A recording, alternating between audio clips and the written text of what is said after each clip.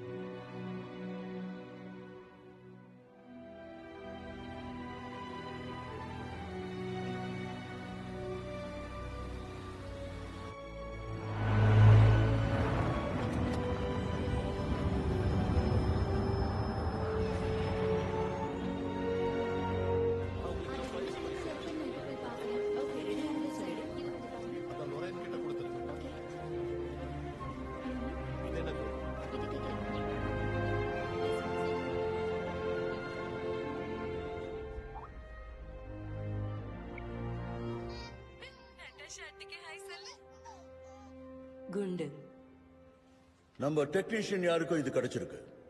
இது கடல்ல மூழ்கி இருந்திருக்கு. ஒருவேளை குவீன் ஜெட்டா இருக்கலாம். ஆனா ரேடார்ல தெரியாத காரணத்தினால சரியா அடையாளம் தெரிஞ்சுக்க முடியல. புரியுது. ஒருவேளை கீழே குதிச்சு ஃபிஜிக்கு நீந்தி போயிருக்கலாம். அவன் உனக்கு லெட்டர் அனுப்புவான். உன்னை நான் மிஸ் பண்றேன். அவனை கூட்டிட்டு வர சொல்லி நீங்க தானே என்ன முதல்ல அனுப்புனீங்க. அப்பவே என்ன நடக்கும்னு உங்களுக்கு தெரியுமா?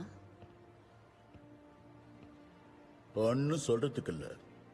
நாம சிறந்தது வேணும்னு நினைப்போம், ஆனா கிடைச்சதை ஏத்துப்போம். எனக்கு நல்ல டீம் கிடைச்சிருக்கு. எதுவுமே இங்க நிரந்தரம் இல்ல. பிரச்சனைகள் இருக்கும் மிஸ் நட்டாஷா. யார் ஜெயிச்சாலும் தோத்தாலும் பிரச்சனைகள் வந்துகிட்டே தான் இருக்கும். விதிமுறைகள் மாறிடுச்சு. நம்ம புதுசா ஒன்னு டீல் பண்ணிட்டு இருக்கோம். அதோட விஷன் ஒரு ஆர்டிபிஷியல் இன்டெலிஜென்ஸ். ஒரு மெஷின். அப்ப அது கணக்குல வராதா? இல்ல, ஒரு மனுஷன் சுத்தியில தூக்குற மாதிரி அது ஆகாது. உண்மைதான், நமக்கு வேற விதிமுறை. மனுஷன் இல்லையே, அது ஆர்டிபிஷியல். அப்படி போடு. சுத்தியில தூக்க முடிஞ்சிருக்கு, மனசை கட்டுப்படுத்துற கல்லையும் வச்சுக்க முடியும். விஷன் கிட்ட அது பாதுகாப்பா இருக்கும். இப்பெல்லாம் பாதுகாப்பே பற்றாக்குறையா இருக்கு. ஆனா உன்னோட சுத்தியில நீ ஒரு லிப்ட்ல வச்சீனா அது மேல தூக்கிட்டு போயிடும். அது தகுதி உள்ளதா ஆயிடாது. உன்னோட வெட்டி பேச்ச நான் எப்படி மறக்க போறேன்னு தெரியல. அப்ப இங்க இருந்து போகாத. போய்தான் ஆகணும், வேற வழி இல்ல. கடந்த சில வருஷங்கள்ல வெளிப்பட்ட அழிவில்லாத கற்கள்ல மனசை கட்டுப்படுத்துற கல் 4வது. இதெல்லாம் எதேச்சியா நடக்கல. யாரோ விளையாடுற குழப்பமான விளையாட்டுக்கு நம்மள பகட காயா மாத்திருக்காங்க. இந்த காய்களை எல்லாம் ஒண்ணு சேர்த்துட்டா லாட்டரி அடிச்சிடுன்னு சொல்லு. உன்னால திரையை விலக்கிட்டு பார்க்க முடியுமா? முடியும்.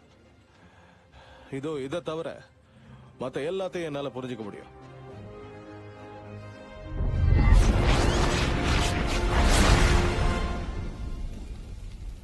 இவனுக்கு கொஞ்சம் கூட தோட்டத்தை பராமரிக்கிறத பத்தி அக்கறையே இல்ல.